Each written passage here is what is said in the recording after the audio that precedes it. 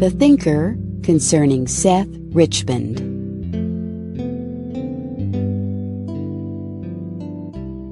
The house in which Seth Richmond of Winesburg lived with his mother had been at one time the showplace of the town. But when young Seth lived there, its glory had become somewhat dimmed. The huge brick house which Banker White had built on Buckeye Street had overshadowed it. The Richmond place was in a little valley, far out on the end of Main Street. Farmers, coming into town by a dusty road from the south, passed by a grove of walnut trees, skirted the fairground with its high board fence covered with advertisements, and trotted their horses down through the valley past the Richmond place into town. As much of the country north and south of Winesburg was devoted to fruit and berry raising, Seth saw wagon loads of berry pickers, boys, girls, and women, going to the fields in the morning and returning covered with dust in the evening. The chattering crowd, with their rude jokes cried out from wagon to wagon, sometimes irritated him sharply.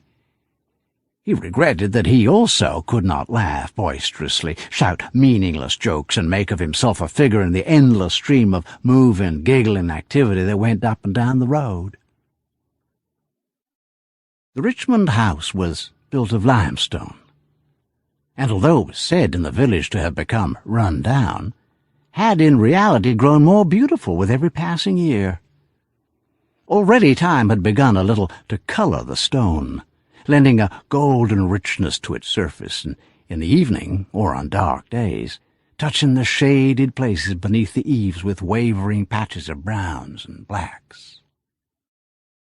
The house had been built by Seth's grandfather, a stone quarryman, and it, together with the stone quarries on Lake Erie, 18 miles to the north, had been left to his son, Clarence Richmond, Seth's father.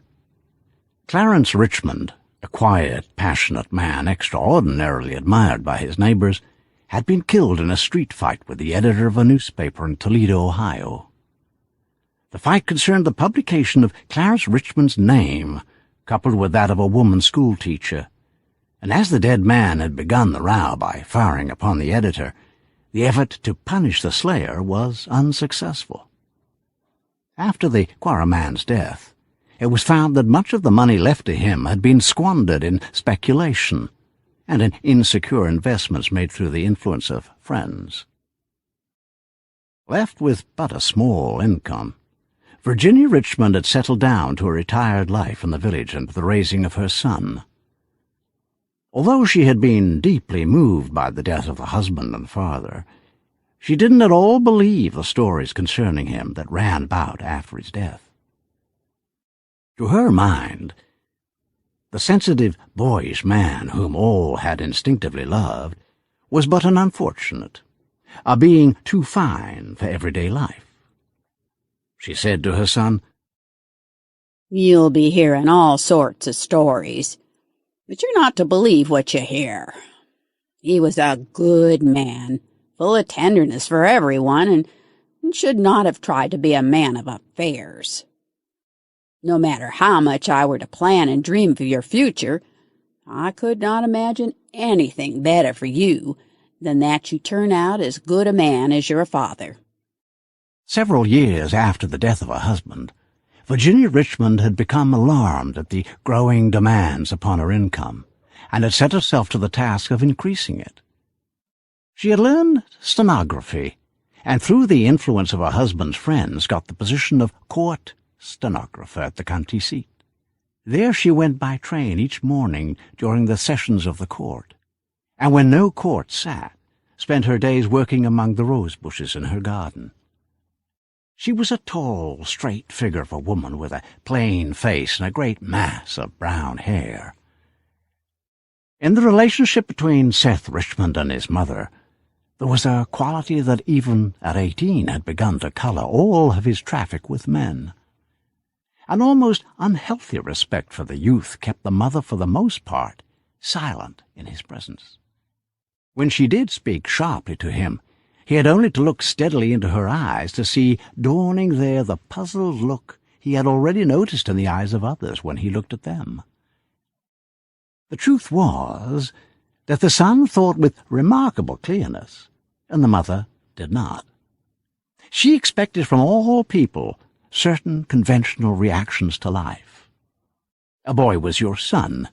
You scolded him, and he trembled and looked at the floor. When you had scolded enough, he wept, and all was forgiven. After the weeping, and when he had gone to bed, you crept into his room and kissed him. Virginia Richmond couldn't understand why her son didn't do these things. After the severest reprimand, he didn't tremble and look at the floor, but instead looked steadily at her, causing uneasy doubts to invade her mind. As for creeping into his room, after Seth had passed his 15th year, she would have been half afraid to do anything of that kind. Once, when he was a boy of 16, Seth, in company with 2 other boys, ran away from home.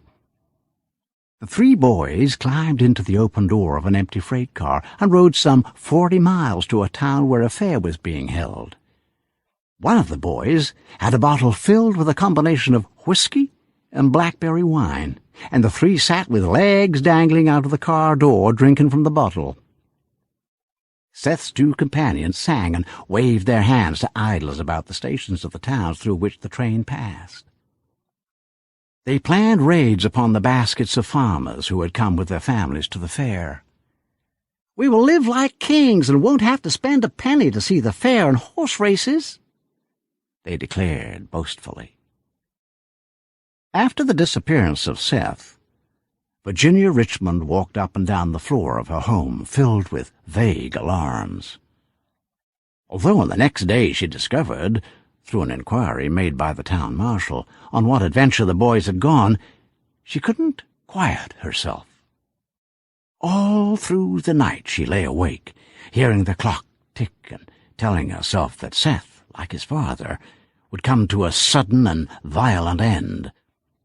So determined was she that the boys should this time feel the weight of her wrath, that although she wouldn't allow the marshal to interfere with his adventure, she got out a pencil and paper and wrote down a series of sharp, stinging reproofs she intended to pour out upon him. The reproofs she committed to memory, going about the garden and saying them aloud like an actor memorizing his part. And when, at the end of the week, Seth returned, a little weary and with coal soot in his ears and about his eyes, she again found herself unable to reprove him. Walking into the house, he hung his cap on a nail by the kitchen door and stood looking steadily at her. I wanted to turn back within an hour after we had started. I didn't know what to do. I knew you would be bothered, but I knew also that if I didn't go on, I would be ashamed of myself. I went through with the thing for my own good. It was uncomfortable, sleeping on wet straw, and 2 drunken Negroes came and slept with us. When I stole a lunch basket out of a farmer's wagon, I couldn't help thinking of his children going all day without food. I was sick of the whole affair, but I was determined to stick it out until the other boys were ready to come back. I'm glad that you did stick it out. Half resentfully, she kissed him upon the forehead, pretended to busy herself with the work about the house. On a summer evening, Seth Richmond went to the new Willard house to visit his friend, George Willard. It had rained during the afternoon, but as he walked through Main Street, the sky had partially cleared and a golden glow lit up the west. Going around a corner, he turned in at the door of the hotel and began to climb the stairway leading up to his friend's rooms. In the hotel office, the proprietor and 2 traveling men were engaged in a discussion of politics. On the stairway, Seth stopped and listened to the voices of the men below. They were excited and talked rapidly. Tom Willard was berating the traveling men. "I'm a Democrat, but your talk makes me sick. You don't understand McKinley. McKinley and Mark Hanna are friends. It's impossible, perhaps, for your mind to grasp that. If anyone tells you that a friendship can be deeper and bigger and more worthwhile than dollars and cents, or even more worthwhile than state politics, you snicker and laugh. The landlord was interrupted by one of the guests, a tall, gray-mustached man who worked for a wholesale grocery house. Do you think I lived in Cleveland all these years without knowing Mark Hanna? Huh. Your talk is piffle. Hanna is after money and nothing else. This McKinley is his tool. He has McKinley bluffed, and don't you forget it. The young man on the stairs didn't linger to hear the rest of the discussion, but went on up the stairway and into the little dark hall. Something in the voices of the men talking in the hotel office started a chain of thoughts in his mind. He was lonely and had begun to think that loneliness was a part of his character, something that would always stay with him. Stepping into a side hall, he stood by a window that looked into an alleyway. At the back of his shop stood Abner Grove, the town baker. His tiny, bloodshot eyes looked up and down the alleyway. In his shop, someone called the baker, who pretended not to hear. The baker had an empty milk bottle in his hand and an angry, sullen look in his eyes. In Winesburg, Seth Richmond was called the Deep One. Men said as he went through the streets, "He's like his father. He'll break out some of these days. You wait and see." The talk of the town and the respect with which men and boys instinctively greeted him, as all men greet silent people, had affected Seth Richmond's outlook on life and on himself. He, like most boys, was deeper than boys are given credit for being, but he was not what the men of the town and even his mother thought him to be. No great underlying purpose lay back of his habitual silence, and he had no definite plan for his life. When the boys with whom he associated were noisy and quarrelsome, he stood quietly at one side. With calm eyes, he watched the gesticulating, lively figures of his companions. He wasn't particularly interested in what was going on, and sometimes wondered if he would ever be particularly interested in anything. Now, as he stood in the half-darkness by the window watching the baker, he wished that he himself might become thoroughly stirred by something, even by the fits of sullen anger for which Baker Groff was noted. "It would be better for me if I could become excited and wrangle about politics like windy old Tom Willard," he thought, as he left the window and went again along the hallway to the room occupied by his friend, George Willard. George Willard was older than Seth Richmond, but in the rather odd friendship between the two, it was he who was forever courting, and the younger boy who was being courted. The paper on which George worked had one policy. It strove to mention by name, in each issue, as many as possible of the inhabitants of the village. Like an excited dog, George Willard ran here and there, noting on his pad of paper who had gone on business to the county seat or had returned from a visit to a neighboring village. All day he wrote little facts upon the pad. A.P. Ringlet had received a shipment of straw hats. Ed Biobaum and Tom Marshall were in Cleveland Friday. Uncle Tom Sinnings is building a new barn on his place on the Valley Road. The idea that George Willard would someday become a writer had given him a place of distinction in Winesburg, and to Seth Richmond he talked continually of the matter. Becoming excited and boastful, he declared, "It's the easiest of all lives to live. Here and there you go, and there is no one to boss you. Though you are in India or in the South Seas in a boat, you have but to write, and there you are. Wait till I get my name up, and then see what fun I shall have." In George Willard's room, which had a window looking down into an alleyway and one that looked across the railroad tracks to Biff Carter's lunchroom facing the railroad station, Seth Richmond sat in a chair and looked at the floor. George Willard, who had been sitting for an hour idly playing with a lead pencil, greeted him effusively. I've been trying to write a love story. Lighting a pipe, he began walking up and down the room. I know what I'm going to do. I'm going to fall in love. I've been sitting here and thinking it over, and I'm going to do it. As though embarrassed by his declaration, George went to a window and, turning his back to his friend, leaned out. I know who I'm going to fall in love with. It's Helen White. She is the only girl in town with any get-up to her. Struck with a new idea, young Willard turned and walked towards his visitor. Look here. You know Helen White better than I do. I want you to tell her what I said. Just go get to talking to her and say that I'm in love with her.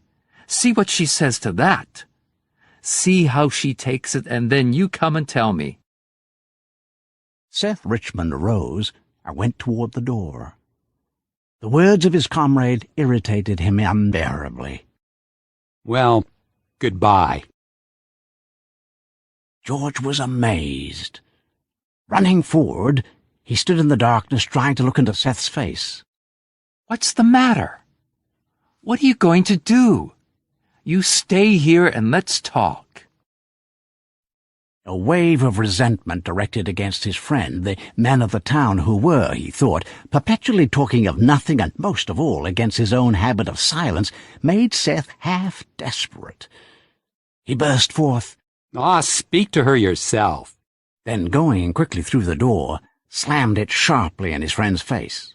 I'm going to find Helen White and talk to her, but not about him. Seth went down the stairway and out at the front door of the hotel, muttering with wrath. Crossing a little dusty street and climbing a low iron railing, he went to sit upon the grass in the station yard. George Willard he thought a profound fool, and he wished that he had said so more vigorously. Although his acquaintanceship with Helen White, the banker's daughter, was outwardly but casual, she was often the subject of his thoughts, and he felt that she was something private and personal to himself. He muttered, staring back over his shoulder at George Willard's room, The busy fool with his love stories. Why does he never tire of his eternal talking? It was berry harvest time in Winesburg, and upon the station platform, men and boys loaded the boxes of red, fragrant berries into 2 express cars that stood upon the siding. A June moon was in the sky, although in the west a storm threatened, and no street lamps were lighted.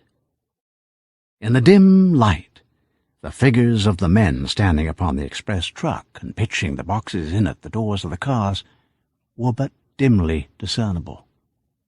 Upon the iron railing that protected the station lawn sat other men. Pipes were lighted. Village jokes went back and forth. Away in the distance, a train whistled, and the men loading the boxes into the cars worked with renewed activity. Seth arose from his place on the grass and went silently past the men perched upon the railing and into Main Street. He came to a resolution. He told himself, I'll get out of here. What good am I here? I'm going to some city and go to work. I'll tell Mother about it tomorrow. Seth Richmond went slowly along Main Street, past Wacker's cigar store and the town hall, and into Buckeye Street. He was depressed by the thought that he was not a part of the life in his own town. But the depression did not cut deeply, as he did not think of himself as at fault.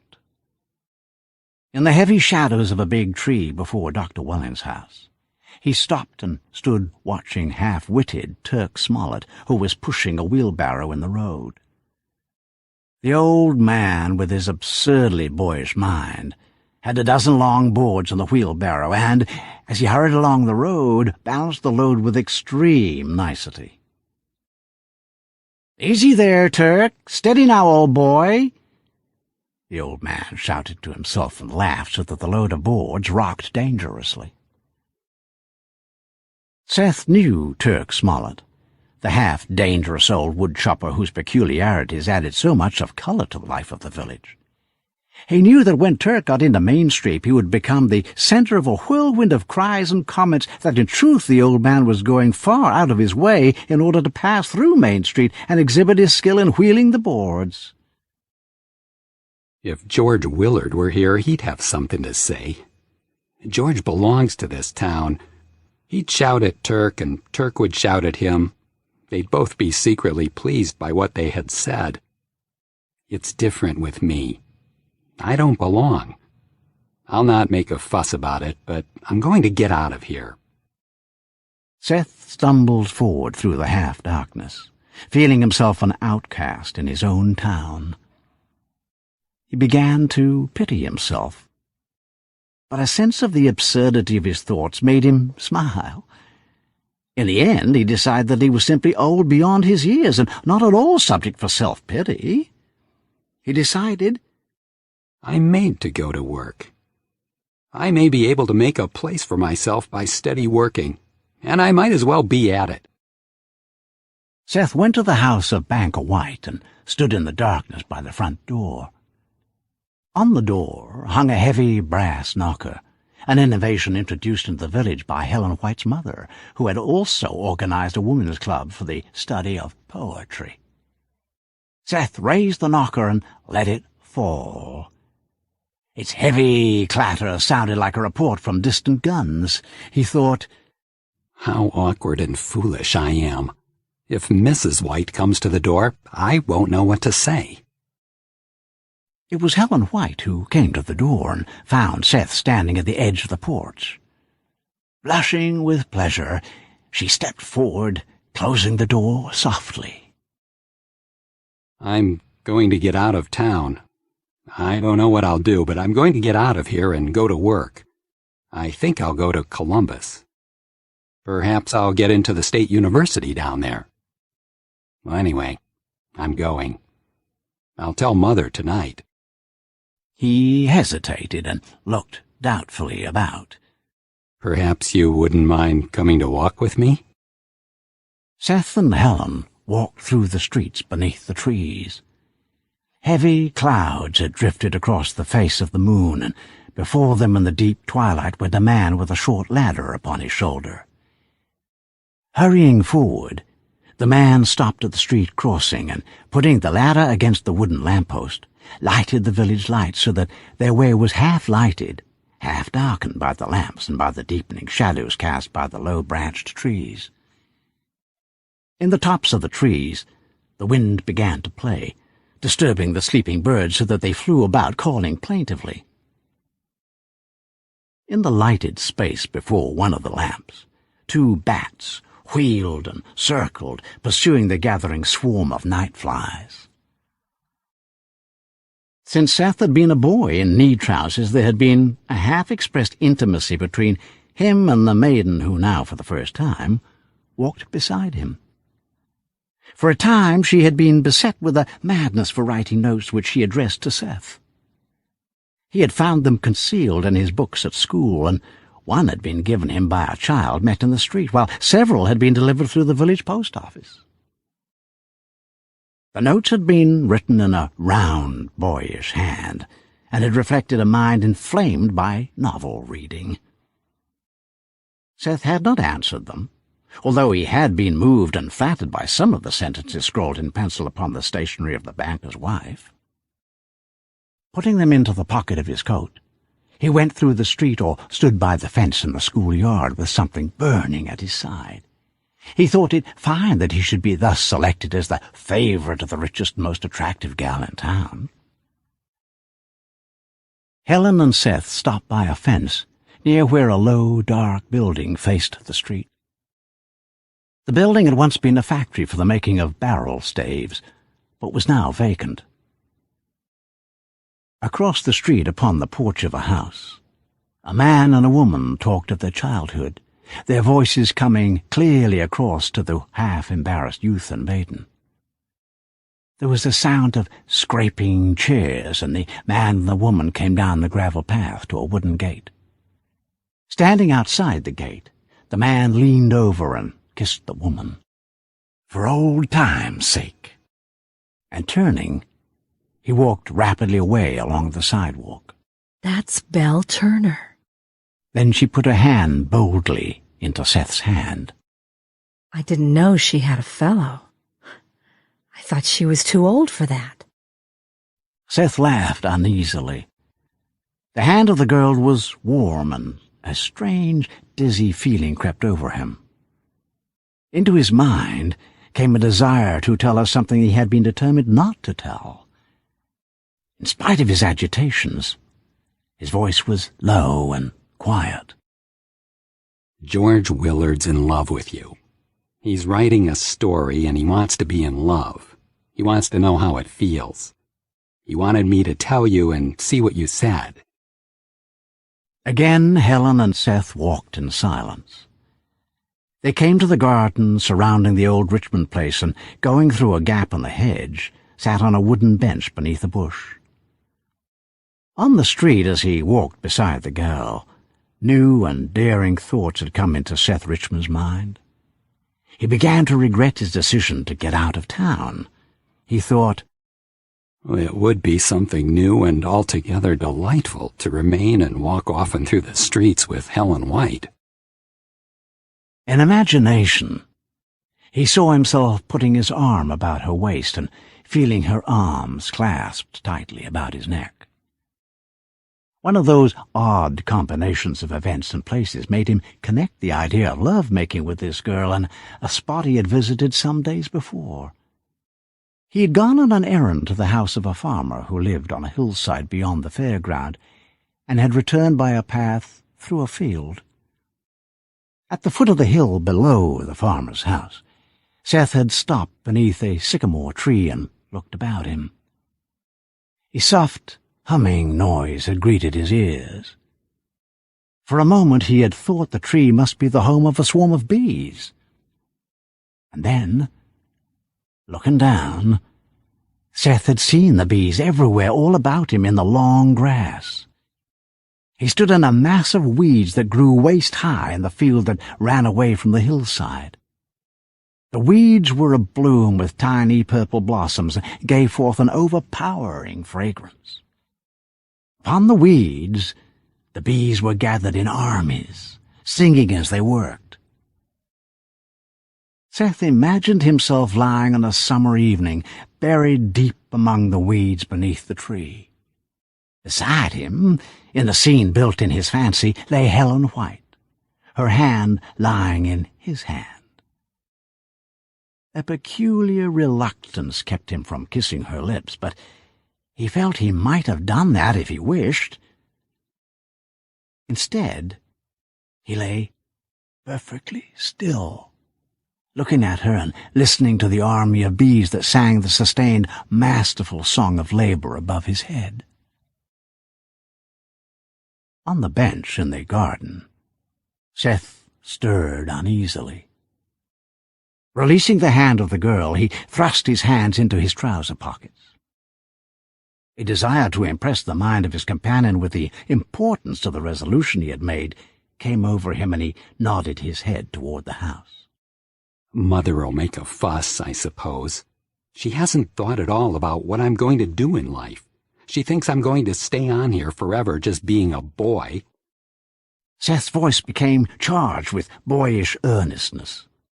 You see, I've got to strike out. I've got to get to work. It's what I'm good for. Helen White was impressed. She nodded her head, and a feeling of admiration swept over her. She thought, This is as it should be. This boy is not a boy at all, but a strong, purposeful man. Certain vague desires that had been invading her body were swept away, and she sat up very straight on the bench. The thunder continued to rumble, and flashes of heat lightning lit up the eastern sky. The garden had been so mysterious and vast, a place that, with Seth beside her, might have become the background for strange and wonderful adventures, now seemed no more than an ordinary Winesburg backyard, quite definite and limited in its outlines. What will you do up there? Seth turned half around on the bench, striving to see her face in the darkness. He thought her infinitely more sensible and straightforward than George Willard, and was glad that he had come away from his friend. A feeling of impatience with the town that had been in his mind returned, and he tried to tell her of it. Everyone talks and talks. I'm sick of it. I'll do something, get into some kind of work where talk don't count. Maybe I'll just be a mechanic in a shop, I don't know. I guess I don't care much. I just want to work and keep quiet. That's all I've got in my mind. Seth arose from the bench and put out his hand. He didn't want to bring the meeting to an end, but couldn't think of anything more to say. It's the last time we'll see each other. A wave of sentiment swept over Helen. Putting her hand on Seth's shoulder, she started to draw his face down toward her own upturned face. The act was one of pure affection and cutting regret that some vague adventure that had been present in the spirit of the night would now never be realized. She let her hand fall heavily to her side. I think I'd better be going along. A thought came to her. Don't you go with me. I want to be alone. You go and talk with your mother. You'd better do that now.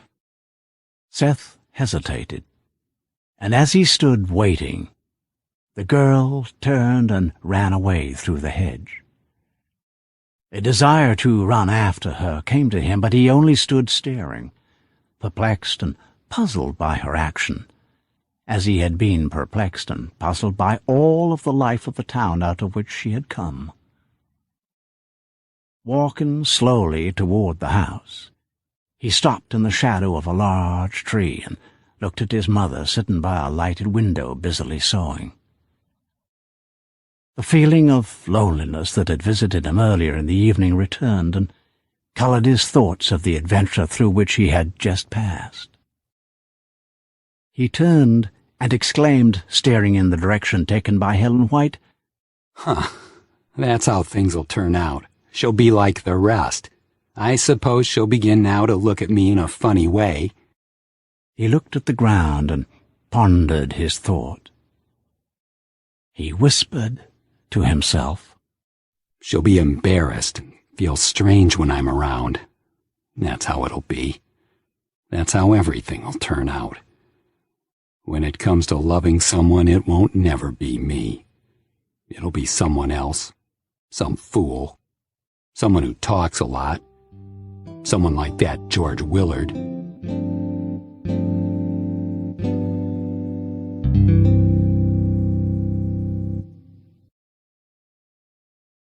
Thank you for watching the video. Subscribe to hear more great stories.